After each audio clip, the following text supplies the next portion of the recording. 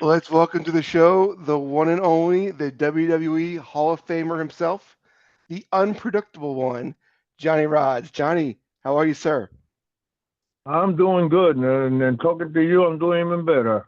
This Johnny, I way, was talking. I don't have to hear nobody else in the house. I was talking to Tommy ever since we met you at his store, and he has a lot of guys come in and out of his conventions and stores, and we had so much fun just listening to your stories, and just had so much appreciation for you and your career and all you've done, sir. Well, then put it this way, we get together, and if we get together, it has to be the reason for the game that we play. So why not? Why not talk about it? It's all clean, nothing bad. It's just storylines that are real. That happens on the road. It happens everywhere when we're in the business, and it's so nice, reminisce and bring it out and have fun with it and let other people know what it is that we do. Why not? Awesome. Awesome. So I was on YouTube the other day and I put in Johnny Rodz. First match that pops up, Johnny Rodz versus Andre the Giant. What was it like Oh God. the first time getting in the ring with Andre the Giant? Well, I'm not only the first time, but I wrestle Andre in many ways. I wrestle him with two more guys in the ring and him by himself, whether it was TV or regular show, and we did our thing. There's times that I was in the ring with one of the boys, Jose Estrada, one of the other guys, and we we we we just play the game the way it's supposed to be played. Sometimes it's just myself all alone on TV with Andrew the Giant. And there's nobody else. And then we do what we have to do. I play my game the way I know how to play it. And I guess Andrew was pretty good. He was a pretty good worker, pretty very, very active for the size of the man. He was very good. So, I had a lot of fun in the sense of getting in the ring with such a big giant. Yeah, if you look back at his early days, it was amazing the athleticism he had for a guy his size. The size of him, Yeah, the no, I'm size saying of it's Andy. yeah, it's amazing if you go back and watch his early Yeah, stuff. but Andy was a good, believe it or not, yes, you're 100%. He was he was the real McCoy when you say he's a giant. He had different features, different hands, different everything. And then when he moved in the ring and he played the game, you think that you in there with a guy that is 250 pounds. That's the way I felt. I never had any difference in the ring with him by myself. I never felt that I'm here. I'm there with a giant. I always was very trustworthy in the sense that I trust him that he wasn't not going to be a brutal thing in there, and I'm going to wind up getting hurt working with a guy that size. Right. He was very flexible. He was just like a regular Joe, and what a nice guy. What a beautiful person he was. And you go out with Andre or you hang out with Andre, you're gonna have a you'll never go to you won't go to sleep.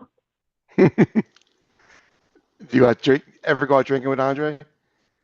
Oh please, did I? I mean, there was time that one time I'll tell you one time I don't know if I told you guys about me picking him up at the airport because he needed to be picked up because we were Staten Island. And we played a joke on my wife because at that time I lived in Queens and we didn't. This is way back on my wife and I think even before we got married. We're talking now a lot of years, at least 28 years ago. And I said I'd pick him up at the Guardia Airport, and the way back I started. She was out in at the laundromat with the girls, and I decided to play a joke on her. and make believe that he walks in the place and tell her, hey, listen, woman, my underwear's done yet, and we did all that, and then he came into the house. He was oh man, I guess he never went to bed all night because he had a girlfriend, and he went to the airport and dropped her off at the airport, and I picked him up because we were supposed to work in Staten Island, and it's only in the evening, and like maybe 2:30, 3 o'clock. We're not gonna go to Staten Island until about 6:30 or 7 o'clock at night.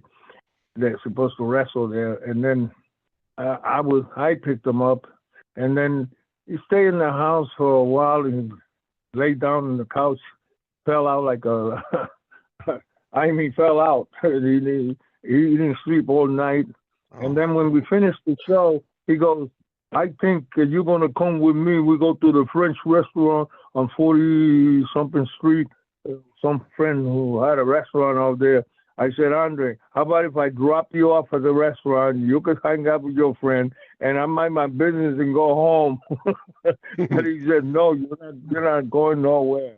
Now, by the time we finish the show, and it's say 10 o'clock or 11 o'clock or so, by the time we get to the city, and then I drop him off. If I stayed with him, I didn't get home till 4 o'clock in the morning.